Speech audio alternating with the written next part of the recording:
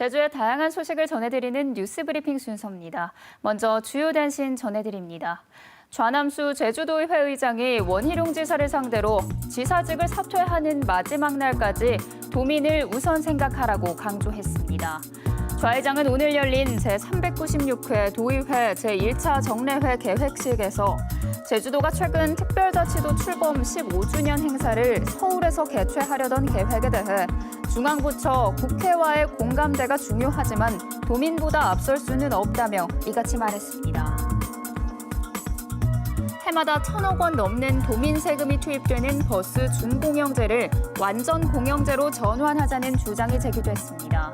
제주도의회 고은실 의원은 오늘 제396회 정례회 제1차 본회의에서 매년 1,000억 원이 넘는 도민 혈세가 버스 회사에 지원되고 있지만 수송률이나 도민 서비스는 제자리에 있어 결국 사업주만 배불리는 격이라며 교통복지, 공공서비스 확대 관점에서 버스 완전 공영제로 가는 게 낫다고 주장했습니다. 대한전몰 군경유족회 제주지부는 오늘 제주시 신산공원 내 6.25 참전기념탑 광장 앞에서 제10회 6.25 전쟁 호국영웅 4인과 호국영령 합동추념식을 가졌습니다. 코로나19 여파에 따른 참석 인원 제한으로 유족과 6.25 참전 유공자 등 100여 명이 참석한 오늘 추념식에서 참가자들은 6.25 전쟁으로 전선에 투입된 뒤 숨을 거둔 호국영웅과 2천여 명의 영령을 위로했습니다. 제주도민 10명 중 4명은 특별자치도 명칭의 의미에 대해 잘 모르는 것으로 나타났습니다.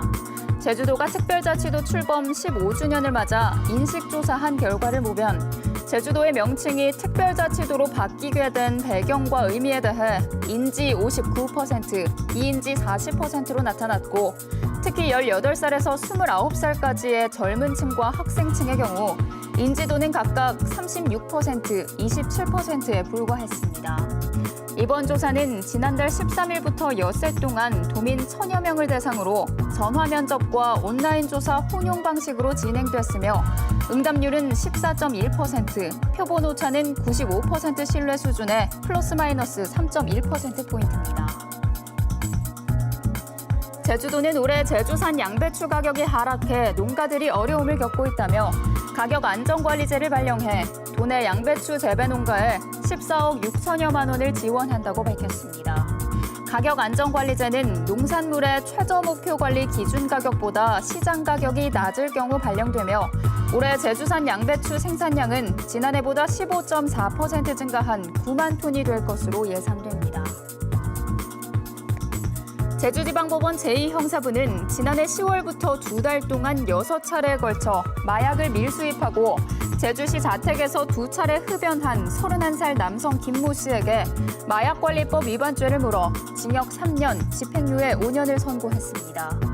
재판부는 김 씨가 마약을 유통할 목적이 없었으며 흡연한 마약을 제외하곤 모두 압수 조치했다고 양형 이유를 밝혔습니다. 오늘 제주 지역 언론사 뉴스 가운데 주목할 만한 기사를 소개해드리는 뉴스픽입니다. 오늘은 도내 자동차 5대 중 1대꼴로 자동차 검사에서 부적합 판정을 받았다는 재민일보 양경익 기자의 기사를 소개해드립니다. 재민일보가 한국교통안전공단의 지난해 자동차 검사 통계 자료를 보니 도내에서 검사받은 자동차 32만 7천여 대 가운데 15%인 5만 대 가까이가 부적합 판정을 받았습니다. 부적합 판정을 받은 차량 중 차종별로는 화물차가 26%로 가장 많았고 연료별 부적 함률은 경유가 18%, LPG 15% 순이었습니다. 차량별로는 처음 출고된 해를 기준으로 15년 이상이 36%, 11년에서 12년이 27%를 차지하는 등 노후화할수록 증가세를 보였고 주행거리가 25만 킬로미터 이상부터 30만 킬로미터 미만 구간에서 최고치를 기록하는 등 주행거리가 증가함에 따라 부적 함률도 함께 늘고 있었습니다. 이에 대해 한국교통안전공단은 25만 킬로미터 이상을 주행했다면 차량 관리에 더욱 신경 써야 한다고 말했는데요.